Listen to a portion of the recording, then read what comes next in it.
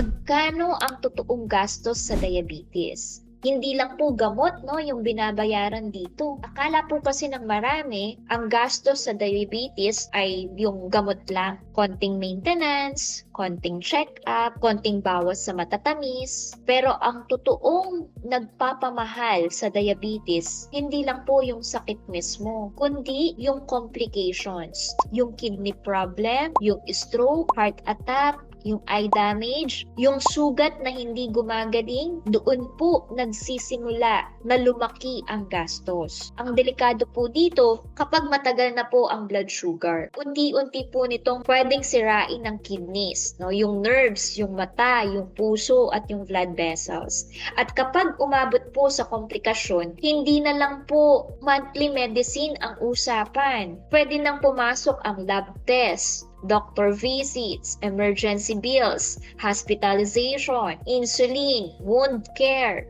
eye treatment, at dialysis. At sa Pilipinas po, PhilHealth increased its hemodialysis benefit package to 6,350 per sessions. And yung coverage po niya can reach up to 156 sessions per year. So kung i-equivalent po natin yon, 990,600 pesos na po yon in financial protections annually. Ganun po kalaki ang pwedeng maging burden kapag kidney failure po ang pinag-uusapan. Kapag laging mataas po ang blood sugar, nasisira po unti-unti ang maliliit na ugat at nerves sa katawan. Kapag mata po ang tinamaan, pwedeng lumabo po ang paningin. Kapag kidneys ang tinamaan, pwede pong mauwi yan sa kidney disease. At kapag nerves ang tinamaan, pwede pong mamanhid ang paa o kaya kamay. Kapag puso at blood vessels ang naapektuhan,